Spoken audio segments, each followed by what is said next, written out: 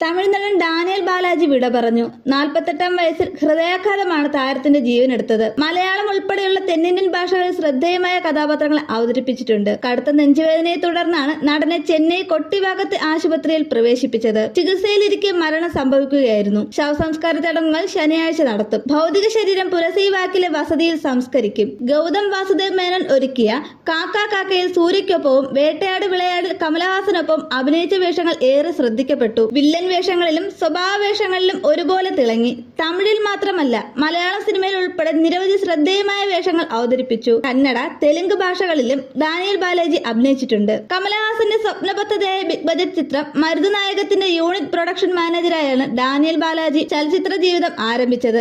എന്നാൽ ഈ ചിത്രം പൂർത്തിയായില്ല. പിന്നീട് ടെലിവിഷൻ സീരിയലായ ചിത്തിയിലൂടെയാണ് അഭിനയത്തിലെ അരങ്ങേറ്റം. സൂര്യനായകനായി തെന്നിന്ത്യൻ തരംഗം സൃഷ്ടിച്ച കാക്കാ കാക്കയിലൂടെ ഡാനിയൽ ബാലാജി സിനിമാ ലോകത്തും എത്തി. ഈ ചിത്രത്തിൽ സൂര്യയ്ക്കൊപ്പം ഒരു പ്രധാന വേഷത്തിലാണ് താരം അഭിനയിച്ചത്. ഇക്കാലത്ത് മലയാള സിനിമയിലും ഡാനിയൽ ബാലാജി ശ്രദ്ധേയമായ വേഷങ്ങൾ അവതരിപ്പിച്ചു. മമ്മൂട്ടി നായകനായ ബ്ലാക്ക്, മോഹൻലാൽ ചിത്രം, മമ്മൂട്ടി ആഷിക് കപൂർ കൂട്ടുകെട്ടിലെത്തിയ ഡാഡി കൂൾ എന്നീ മലയാള ചിത്രങ്ങളിലും അഭിനയിച്ചു. അഭിനയത്തിലെ വേറിട്ട ശൈലിയായിരുന്നു ഡാനിയൽ ബാലാജിയുടെ പ്രത്യേകത.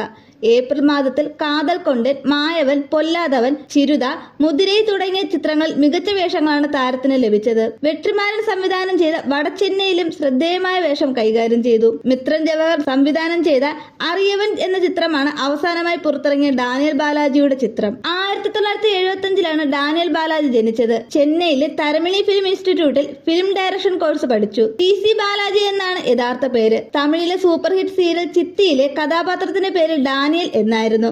അതിനുശേഷമാണ് പേര് ഡാനിയൽ ബാലാജി എന്നാക്കി മാറ്റിയത്. 2002 റിലീസ് ചെയ്ത തമിഴ് ചിത്രം ഏപ്രിൽ മാസത്തിൽ ആണ് ആദ്യത്തെ ചിത്രം. ആദ്യ പ്രധാന വേഷം ചെയ്തത് ഗൗതം വാസുദേവ് മേനോൻ സംവിധാനം ചെയ്ത കാക്കാ കാക്കയിലും. പിന്നീട് കമൽഹാസന്റെ ബ്ലോക്ക് ബസ്റ്റർ ചിത്രം വേട്ടയാട് വിളയാടിൽ പ്രതിനായകനായി എത്തി. ഗൗതം മേനോനായിരുന്നു ഇതിന്റെയും സംവിധാനം.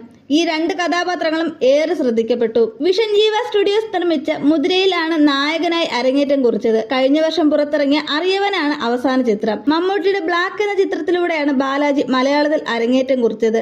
ഭഗവാൻ, ഡാഡി കൂൾ എന്നീ ചിത്രങ്ങളിൽ വില്ലനായി വേഷം ഇട്ടിരുന്നു. 2013-ൽ പുറത്തിറങ്ങിയ പൈസ പൈസയാണ് അവസാന മലയാള ചിത്രം.